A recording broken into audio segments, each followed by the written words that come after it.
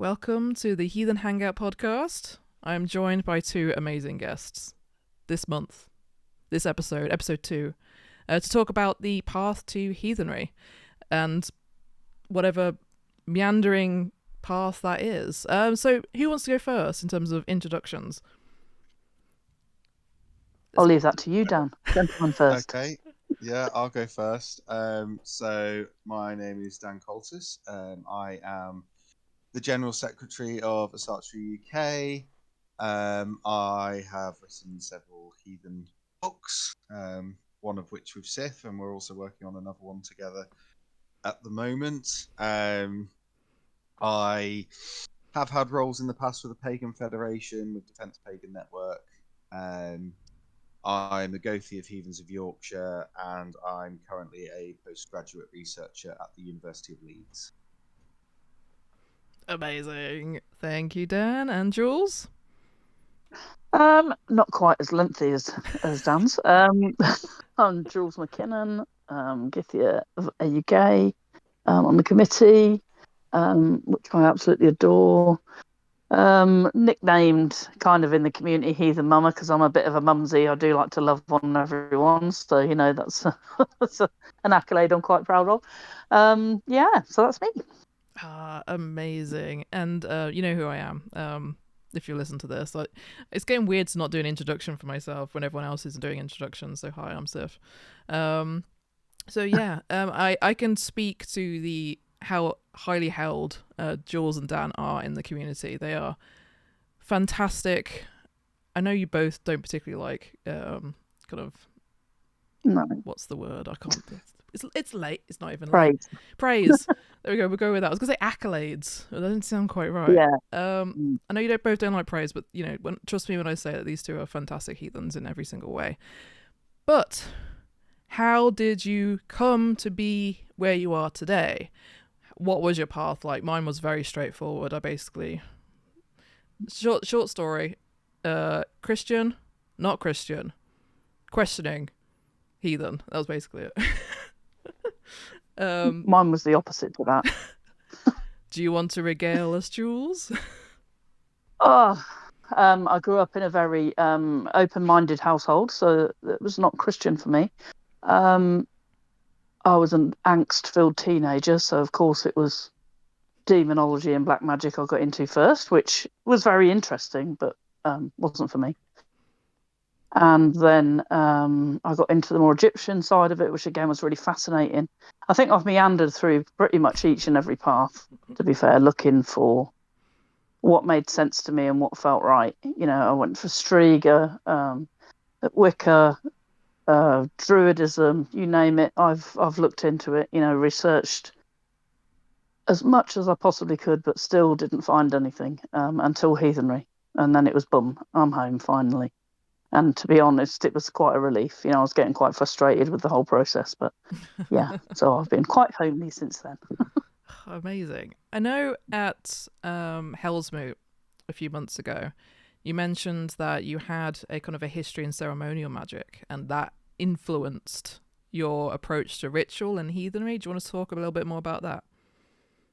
I think because going from path to path, it's always the magic side of it that's drawn me in, because having had experiences from quite a young age, I was really fervent in trying to make sense of the things that were happening to me.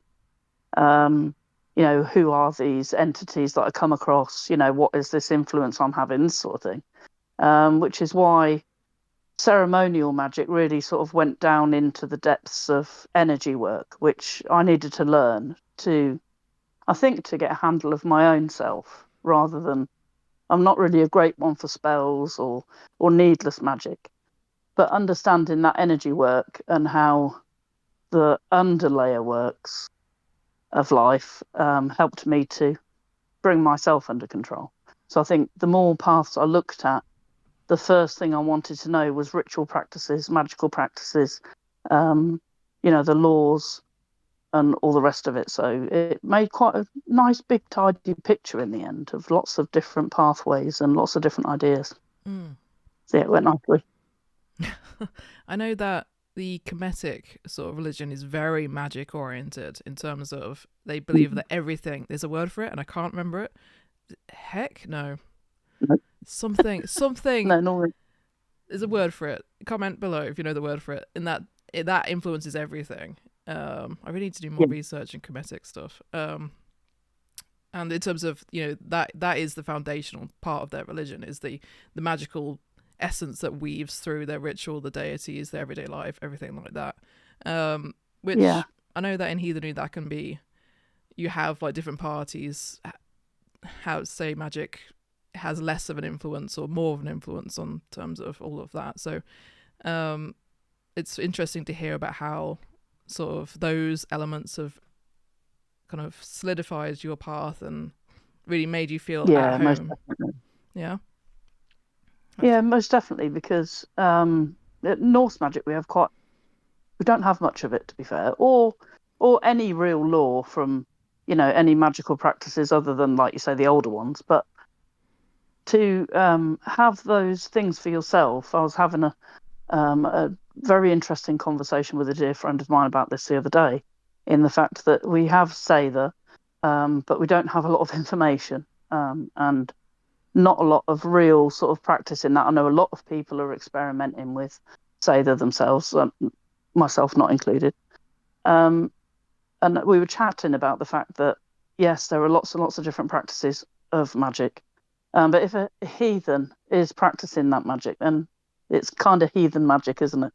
Because you're the one that's practicing it with all the things in mind of, the gods, the whites, the ancestors, the law, all the rest of it. So you are like weaving your own heathen magic into that practice, which obviously is very much UPG. But the more people you chat to that are doing this very similar thing, the more similar everything seems to be. So there must be a thread weaving us all in somewhere.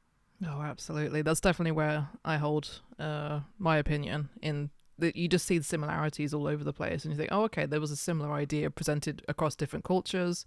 There must be some sort of central thing that connects all of them that makes sense to people across history and geography and time and all of that.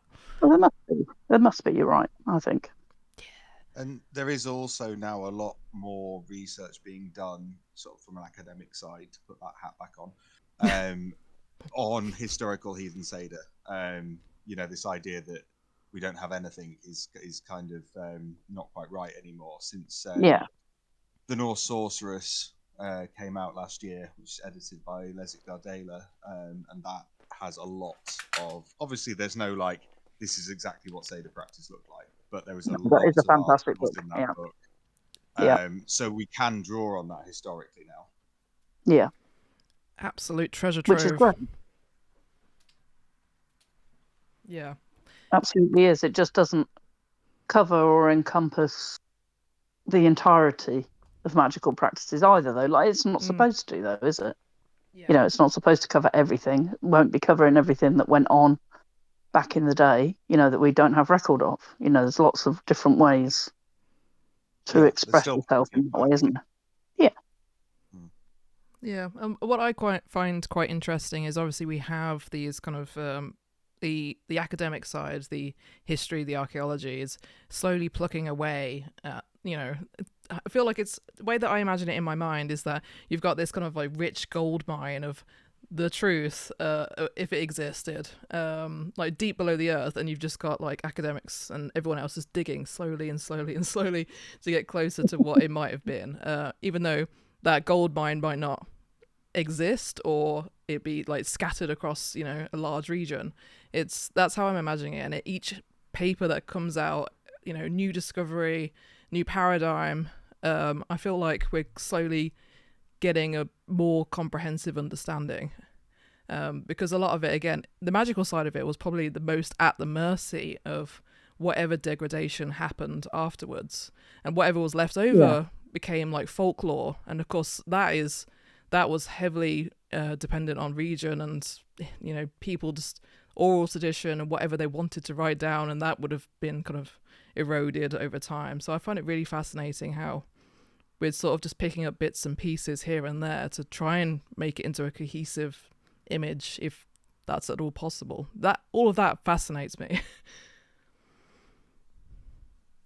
That is a fantastic way to put it as well, to be fair. You were inspiring me there when you when you were saying about, digging up the little bit. It's true though, isn't it? The more we go along, these fantastic academics and archaeologists that we have, digging up the past. Oh yeah. Right. Dan, we haven't got to you yet. How did you find yourself here? How did I find myself here? Well, it all began. My path is different again. Some similarities. So I was initially baptized entirely on the wishes of my grandparents rather than my parents. My parents were never particularly Christian, but my grandparents wanted me to be baptized, so that happened. And then I sort of grew, like my younger childhood, kind of like had an idea that maybe Christianity was the religion because that's the one that you're surrounded by. But was never a regular churchgoer or anything like that. In my sort of very early teenage years, maybe like 12, 13, I sort of started reading into Buddhism and started exploring that a little bit. But then we started going on family holidays to Scandinavia. Because we were living in Germany at the time, so it wasn't too much of a trek to get up to Denmark.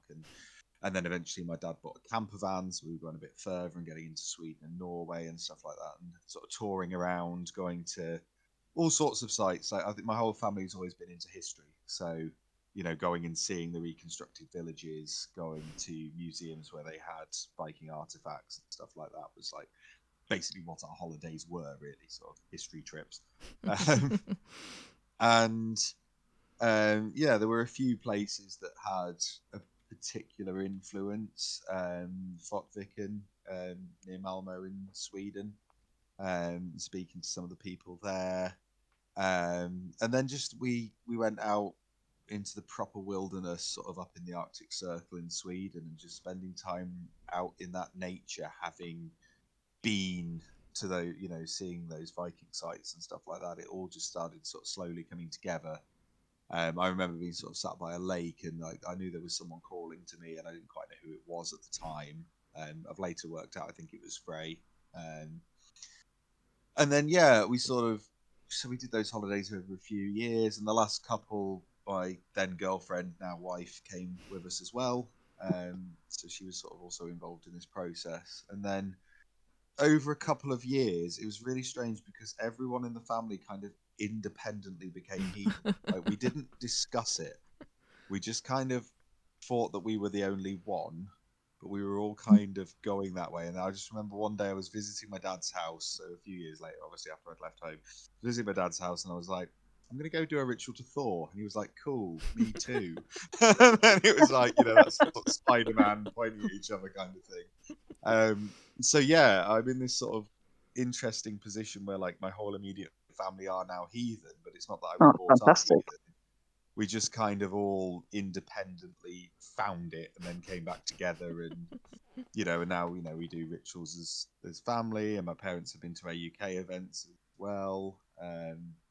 So yeah, a little bit different, but and then just got more and more into it. My first event with heathens outside of that family unit was the first ever Asgardian festival. Same here. Yeah, which is where I met you for the first time. Yeah. I met Jack Hudson for the first time, and it just kind of went from there, didn't it? And then, did. Yeah, we got tangled up in it then, didn't we? We did get fully tangled up. I did get tangled up in the fire on one night, but we won't go into that. No, we shan't go into that here. Not go into that. But then, and it was just, got more and more, and like community's always been important to me in one way or another. So being able to sort of throw myself into the heathen community and give back through that has just been amazing. I never get tired of hearing that. It's just the serendipity of I guess unusualness as well of your family independently kind of like finding the religion.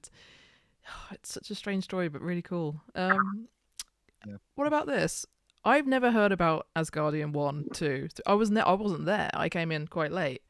What were those alike? They're amazing. Yeah, like they really were. Because obviously Yeah. at the time, Yeah. that it was so new what was going on back then. And I remember like the opening ritual of the first Asgardian festival, and like that being the biggest gathering of heathens in this country doing a ritual together, probably since the Christianization. And like there was like a double rainbow, and it was just absolutely amazing. Yeah, it was awesome, wasn't it? Yeah. Yeah, it was incredible. But I also think now, when you look That was the back, first time. Sorry. Mm. Yeah. yeah, I was just going to say, when you like look back now at like how far we've come in like the way we do our rituals, like back then 100 people stood in a circle with 3 people in the middle reading off bits of paper was incredible. And now you look at what we're doing with raising God posts every year and fire and music and the whole thing. Oh, it's it sounds cool. I wish I was Yeah, there. it's incredible. Look, my first event was the Yule thing, and I was there for I think maybe 6 hours. Yeah. Not on slight for any of the company. It was just like, I'll go there, I'll see what it's like. I'll talk to Rich because I was talking to him here and there, and then I wish I'd stayed longer. Because as soon as I was kind of getting into it, I saw Jack get a tattoo on his back. I think was what he was doing. What was he doing? Yeah. And then I said hi, and I was like, oh, I wish I could stay, but I've got to go. So that was my first dip my toe into the AUK events, and that was obviously I'm here now, so it went well. Yeah, you can't forget that, isn't it? Really. Once you've had that taste. I mean, I love the fact that the first Asgardian was the first Asgardian was the first time I'd ever met another heathen in person. Mm. I'd been in lots and lots of different circles, and I'd never come across another heathen before.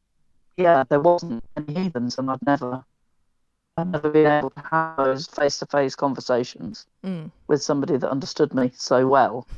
And then as soon as I hit the Asgardian, all the names of the Sartre Facebook page all slotted into place, and I felt like I'd known those people all my life. I find that still, even when you haven't really got to know anyone online first, when you meet face to face at these events, it's like they're literally just extended family. You have such a deep understanding and share that bond to God with people, and I think that's my very favourite thing. That's why I never like to miss anything. I always like to be in there because there's just such great feeling. But carry on, Dan. Yeah, I was just going to say, I remember a similar thing going back to that first Asgardian, and I remember it was really nice weather. I was sat around, not even wearing any shoes, just sat around chatting with Jack and Carla.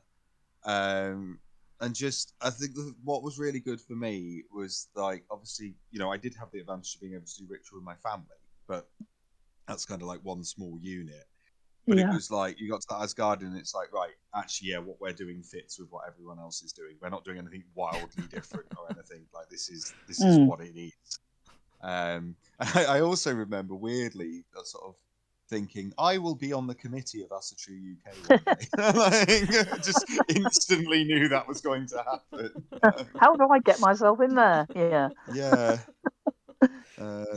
It's not like I was seeking out being on the committee. I just kind of had this feeling, and I knew that I would be someday. I think because it all felt so right. Well, exactly, it did, didn't it? It all just slotted into place. I think personally, that was just. I'm like, oh, this makes sense to me. These people are my people. Yeah. Yeah. And it's really cool. And then I've never. No, carry on. Go on. I was just going to say, then I never escaped because obviously Jack then bullied me into getting involved with Essex and Hearts, even though that's not my county or anywhere near me. So I don't, him and Hamish, I definitely didn't get away. So yeah, I blame him for that bit as well. So funny. It's so funny how people get adopted into kindreds. It just No. gets sucked in, and then you can't, and then you just feel like, oh, I can't go anywhere now. No, because this is my family now. Yeah, absolutely. Exactly. It's like Sedge, who, if you've listened to the last episode of the podcast, was on the last episode. He absorbed me in Hellsmoot. Like, it was just, he just kind of like just started walking towards me and was like, "You're camping over here with us." It's like, okay, I'll go over there. And it's been really cool to witness, now that I've been on the committee for a couple of years, other new people becoming so acquainted so quickly. Yeah, It's such a, I love it. They're finding their path I in love it. Heathenry. There we go. I tied it into the Yeah. episode. And feeling at home. That's great. And I think that is a really good point within the way that AUK runs events and the way we include people. Like, people just feel at home straight away. I mean, look at my friend Ed. His first ever event was Hellsmoot, and then by winter nights he was like one of the central figures. Yeah. Like, he was getting involved in the improv troupe. He had a role in the closing ritual, and and that's all available to people. Absolutely. Oh yeah. I loved seeing Ed. Just it was so good just to see him be integrated, assimilated, so thoroughly. And he made an excellent torchbearer. He did. So... Can confirm. Also, love and an seeing excellent how. King Theoden. Yeah. I also love seeing how the younger guys are now coming up through and leading rituals and taking part, and I just love that. At Winter Nights with Meggie Yeah, did that the was opening incredible. ceremony. Incredible energy, and Yeah. I love being able to encourage people and see people shine like that on their own. It's the future, isn't it? Yeah, and we've got, it's even sort of, we've now got like the younger generation where, people's kids have now, Yeah. are growing up. People like Scratch and Freya, who are really, starting to come to the fore now, and it's just fantastic to see it continuing to grow. And we know kind of that next generation is going to be able to take over, and we can sit back and relax a bit at some point. Yeah, we're never going to do that, are we? Wow. We say it, but I bet we're not going to do it. Oh, I can't wait. Weirdly though, I also feel like an intergeneration. Like, I'm gonna be like the. I don't know. I feel like I'm of like your two's generation, but also delayed by like a step. So it's really quite cool to see. Like, I've been part of AUK relatively short time compared to the two of you, but within my time, having this younger generation come in and grow and evolve, and just it's I don't know the words. It's a very nice warm feeling. And it is, isn't it? Yeah, and to feel and to see them become so confident as well, because I know that's pride. It's pride. Yeah. You're proud of how they do it. Yeah, so totally. Proud. Yeah, I very much felt that, because I'm deliberately having a few less sort of roles and things in events this year. I'm kind of not stepping down or anything, but I'm taking a year whereby I'm doing a bit less. But like at the closing ceremony, it was pride of seeing the people flourishing, seeing like you, Sif, and the amazing words that you spoke and how you did things. As I say, Ed there being a torchbearer for the first time, Dan Carter being amazing with his words, and Sabrina wrote her own invocation for the closing as well, which was a big thing for her. So yeah, just seeing everyone's growth, I was just so proud of everyone. Which is a nice thing, isn't it? It's not. I find that the thing that really attracts me to this community is it's not so much run by ego. I'm not accusing other communities of being solely ego driven, but I have come across a fair bit where it's there's a lot of hierarchy and there's a lot of if it becomes about an individual or a couple of individuals. It's not a spiritual practice anymore. It's a cult. No. And with AUK, it's never about, like, yes, there are some individuals who are quite prominent in running things, but it's never about them. Mm-hmm. No. You know, it's never like, oh, why aren't I being asked to lead this ritual this time? It's Oh, like, no. oh, fantastic, No. someone else is doing it. Yeah. How can I help them to achieve it as best they Yeah, can? exactly. Yeah, exactly. The That's what I community like. is the Yeah. center.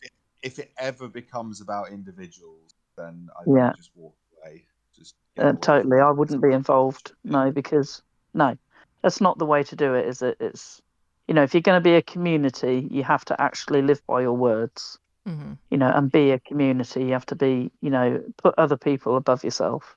Yeah. Yeah. Yeah. And that's the main attraction for me to begin with. That was it. This was like, this is different. This isn't the way I was expecting it to be. There's nobody saying I am the the leader or any of this, because I'm notoriously really bad at taking instruction from anyone. Yeah. But no, I And like avoid that obviously, like the plague. Yeah. we have to have structure. We have to have, Yeah, like of obviously we course. have Jack as the chair, but it's not Yeah. like, it's not Jack running everything and only he's allowed to run anything and it has to be his way. No. It's like, I mean, No. he very rarely leads rituals anymore. He's pretty much said that because he's chair, he should be Yeah. doing the organizational stuff and he leaves the actual spiritual Yeah. running of the rituals to other people. But yeah, it should always be, you should be proud of other people doing stuff. Oh, Because totally. if you've set a good example and they can go and do something as well or better than you did, Yeah. that is still a good reflection on you. It's, look at what people have taken what I've done and they built upon it. Yeah. And that should always be a positive thing to be celebrated. And what better way to honour the gods than that? Exactly. To put that energy into that, into the future of worship, basically, isn't it? You're not taking any credit or anything like that, like a daft, but when you like guide someone, that in my practice, and support someone or step in or whatever, that is part of my devotional to the gods as well. Yeah, and And that's it. And at the end of yeah. the day, that's what it's about, isn't it? Like, it's about Yeah. serving the gods, serving the ancestors, serving the Yeah. community. It's not about serving individuals. No. And then when you've got someone up there who you've helped to get there in one way or another, and they're leading a huge ritual and people are looking up to them and taking inspiration from them, and then they're passing on that love for the gods and all that beautiful energy to other people. What could be better than that? And you don't need to be sat up on that stool yourself, do you? And Yeah. again, to sort of kind of bring it back round to the topic question. That we're supposed to be discussing. Yeah. That we're supposed to be discussing. We've gone down a bit of a rabbit hole, but I think it is relevant because, again, what you can look at then is that everybody has come from a different background. Everyone's coming to this from a different thing. So all of these people have got something different to bring. They're going to do a slightly different take on it because maybe they come from a different spiritual background, or maybe just, a different economic background or geographical, and they can all bring slightly different takes. And that's the beauty of it. Yeah, and that's part of the great thing about the fact that everyone does come to this in a slightly different way. We've sort of discussed the three ways that we came to it, but there are countless other ways. And like, I know sometimes we do have to sort of push back against the sort of hyper Viking thing, but we also need to recognise that a lot of people's first experience of anything to do with heathenry will have been watching the Vikings. Yeah, and there's nothing wrong with that. Yeah, and that's fine. It does mean they might turn up and want to be a bit Ragnar Lothbrok, horns and all, a bit like Ragnar Lothbrok, but then you temper that, and but they'll then they soon realise, fall off. okay, It's all right. and they're like, okay, well, I've come to it through this HBO Vikings thing, but actually, I'm going to stay for what it really is. Totally. So it doesn't matter that they've come to it through Vikings or Last Kingdom or even Tolkien. We get people coming to it for whatever reason, but as long as they stay for the right reasons, then it's all good. It's just another way in, isn't it? It's just another like a signpost for people, isn't it? That are looking for something. Mm. The Vikings. I mean, I'm no historian, and I know a lot of people didn't like it, but I loved it. I thought it was great, a bit of salacious entertainment. Um, and I did like the fact that they put gods in there and things like that, just little snippets, which was enough to bring people in, which was enough for people to say, "Hey, hang on a minute, I want more of that," which is great. Can't knock it. Mm. Absolutely. There's just when you were talking, then I was just thinking like a previous like brochure going, I'm reformed. it's just... Hey, if we get reformed brochure-trues, that's fine. And even another thing that I think we should acknowledge in this, I know it's not a nice thing to talk about, but we also get reformed right-wingers who have maybe come into heathenry for whatever reason and unfortunately ended up in the nasty version. But we've got some people who have come from that and they've gone, oh wait, I can be a heathen without being a racist. Oh, fantastic! I'll stop being a racist then. So Growth. we get that. We all love and it. That's great. Yeah.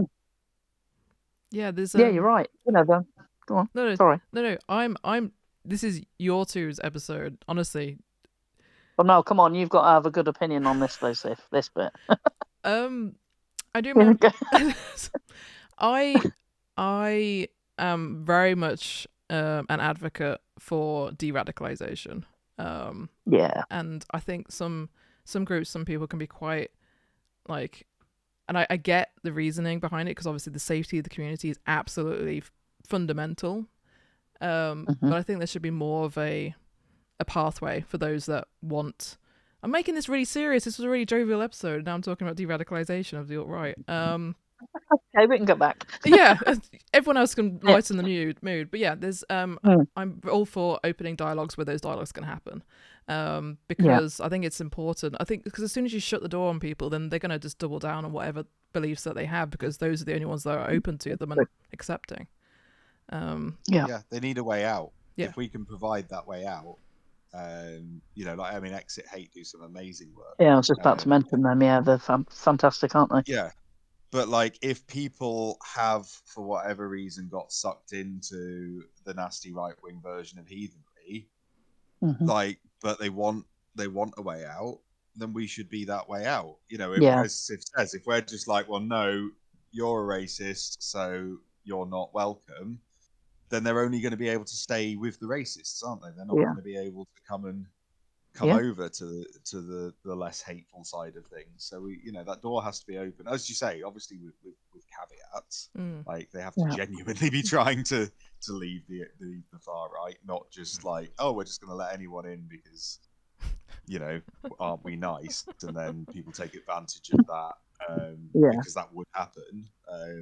100% that would happen. But if people are genuinely looking for a way out, and obviously, I'm not going to name any names because that would be the wrong thing to do. But there are now prominent members of our community who have come from very far down the right rabbit hole and are now some of the most prominent advocates against it. So, if we hadn't been open to them, we wouldn't have some of the most amazing people in our community that we have. Exactly that. Yeah, exactly that.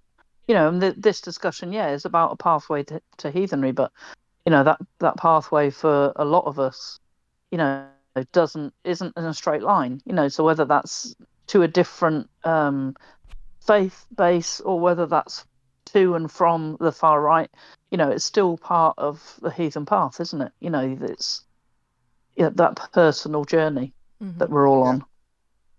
Yeah, and as long as they're getting to the right place now, then it's all good. As long as I've had discussions not that long. Sorry, Sif. Had that discussions not that long ago about how and again I won't name names because obviously that's not my place to do, but of being inclusive.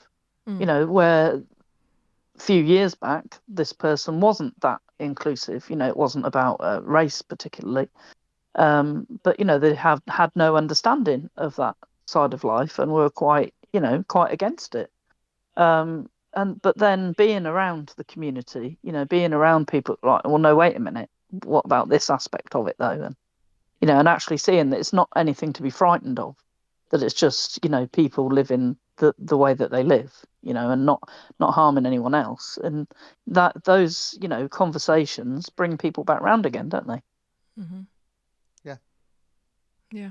Normalizing it, stripping away all of the veil of like misinformation sensationalism. Yeah, this is why I quite like the fact that AUK does in-person events, because I think that really does help illuminate whatever biases may exist. It really I think it opens eyes to people in multiple ways, let alone from that perspective.